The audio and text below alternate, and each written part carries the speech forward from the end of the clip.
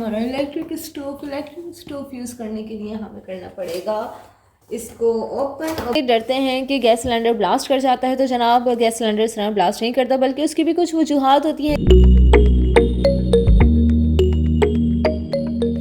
अस्सलाम वालेकुम, welcome to another vlog. आज का व्लॉग कुछ इस तरह है कि चूँकि रमज़ान आने वाले हैं, रमज़ान आने में तकरीबन 20 दिन बाकी हैं, तो सबकी तैयारियां कुछ ज़ोर शोर से चल रही हैं। तो मैंने सोचा आज मैं आप लोगों के काम में थोड़ी सी हेल्प कर दूँ। हेल्प इस तरीके से कर दूँ कि आप लोगों को थोड़ी सी अवेयरनेस दूँ। अवेयरनेस इस हवाले से दूँ कि जनाब पिछले साल रमज़ान में पहले रोज़े को हमारे साथ एक ट्रेजिडी हुई। ट्रेजिडी इस तरीके से हुई, जब हम सुबह सहरी करके सोए तो हम 10 बजे तकरीबन उठे तो हमने देखा कि गैस नहीं थी। बहरहाल मैंने अपनी बेटी को जंक फूड्स वगैरह खिला के उसकी भूख हल्की कर दी। उसके बाद मैंने उसको दूध भी पिला दिया, लेकिन 1.5 घंटा गुजर गया, 2 घंटे गुजर गए, लेकिन गैस नहीं आई। और जनाब शाम के 4 बज गए लेकिन गैस नहीं आई। लेकिन इत्तेफाक ऐसा हुआ था कि उस दिन 23 मार्च थे और मेरे हस्बैंड का ऑफ था, तो वो घर पे अवेलेबल थे। तो जब वो घर पे अवेलेबल थे 4 बजे तक गैस ही नहीं आया, मैंने कहा कार में हम क्या खाएंगे। तो इसके बाद जाके फिर मेरे हस्बैंड ये सिलेंडर लेकर आया और जनाब ये तब से मैं यूज़ कर रही हूँ। तो अंदाज़ा ये हुआ कि पाकिस्तान में रहते हुए आप किसी भी काम को डिले नहीं कर सकते। कि अगर आप सोचें कि सारा दिन गुजारने के बाद आप आखिर का 1 घंटा खड़े होकर कोई काम कर लेंगे, तो जनाब उस 1 घंटे में ज़रूर कुछ हो जाना है। या तो आपकी लाइट चली जाएगी या आपकी गैस चली जाएगी और उसके बाद आपके काम रह जाएंगे। जनाब ये हमारा गैस सिलेंडर है जिसकी कैपेसिटी 4 kg है। इसमें उन्होंने सिलेंडर वॉल्व दिया हुआ है जिससे आप इसके प्रेशर को हाई और लो कर सकते हैं। इसके अलावा इसमें वैसे तो उन्होंने बर्नर दिया हुआ है, लेकिन अगर दिया हुआ है या नहीं दिया हुआ तब भी आप इसको स्टोव से अटैच कर सकते हैं थ्रू रबर ट्यूबिंग। और इसके अलावा ये पोर्टेबल है। LPG गैस यानी लिक्विफाइड पेट्रोलियम गैस इसमें यूज़ होती है और इसके अलावा ये इजी टू यूज़ है। तो जब से रमज़ान से मैंने इसको लिया है उसके बाद मैं यही यूज़ करती हूँ। यानी जब भी गैस की लोड शेडिंग होती है तो मुझे सिलेंडर बहुत ज़्यादा ईजी रहता है, तो मैं इसे ही यूज़ करती हूँ। और मज़े की बात ये कि जब से फर्स्ट टाइम इसमें गैस फिलअप हुई थी उसके बाद से अभी तक मुझे ज़रूरत नहीं पड़ी। यानी कि मैं जब भी गैस की लोड शेडिंग होती है मैं इसको यूज़ कर रही होती हूँ।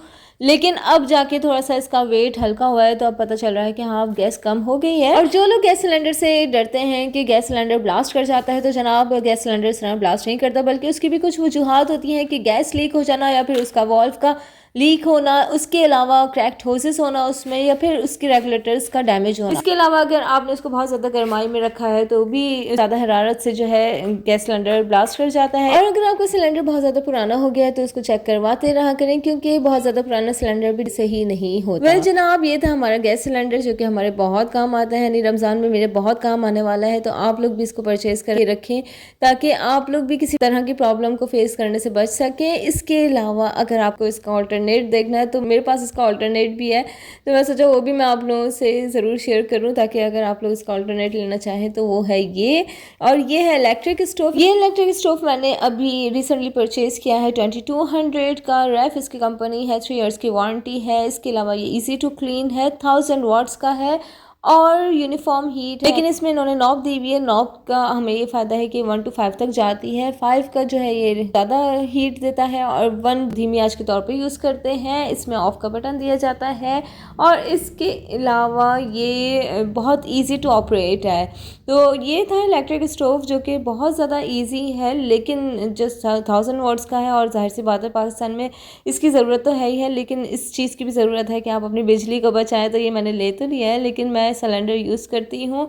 कभी मैंने कहा कि अगर उसका अल्टरनेट मुझे कुछ और यूज़ करने को नहीं नज़र आया तो फिर मैं जाहिर सी बात है इलेक्ट्रिक स्टोव भी यूज़ कर सकती हूँ, क्योंकि रमज़ान में आपको जाहिर सी बात है ज़रूरत पड़ती है। और यहाँ तो हम पाकिस्तान में रह रहे हैं तो हमारे पास ज़रूरत की हर चीज़ होनी चाहिए, तो ये भी ज़रूरत की चीज़ है, इसको भी आप लेके रखें अगर लेना चाहें तो। जो लोग सिलेंडर से डरते हैं वो इलेक्ट्रिक स्टोव लेके रखें, और जो लोग बिजली के बिलों से डरते हैं वो गैस सिलेंडर लेके रखें, क्योंकि ये दोनों ही चीज़ ऐसी ज़रूरत की हैं जो हमारे रमज़ान में बहुत काम आने वाली है। तो मैं सोचा ये सजेशन मैं आप लोगों को दे दूं, यानी अपनी तरफ से एक अवेयरनेस आप लोगों को दे दूं ताकि आप लोग जो प्रॉब्लम्स हम लोग फेस करते हैं रमज़ान में पाकिस्तान में रहते हुए, एक मुस्लिम मुल्क में रहते हुए हम फेस ना करें, एक दूसरे की मदद करें। तो एक दूसरे की मदद इसी तरह कर सकते हैं कि एक दूसरे को अवेयरनेस दें। कल यहाँ हम अनबॉक्सिंग करने जा रहे हैं इलेक्ट्रिक स्टोव की, क्योंकि मैंने अभी तक इसको यूज़ नहीं किया है। जैसा मैंने आप लोगों को बताया कि मैंने रिसेंटली परचेज़ किया है, तो अभी तक मैंने इसको खोल के भी नहीं देखा कि अंदर से कैसा है। आप लोगों के सामने ही मैंने कहा मैं शो करूँ कि ये किस तरह का है, ताकि आप लोग भी अगर लेना चाहें तो ईज़िली इसको परचेज़ कर सकें। अच्छा जनाब, तो ये है हमारा इलेक्ट्रिक स्टोव यूज़ करने के लिए हमें करना पड़ेगा इसको ओपन करने के हम देखते हैं कि ये कैसा है और हमारे लिए कैसे सूटेबल है। तो बिस्मिल्लाहिर्रहमानिर्रहीम।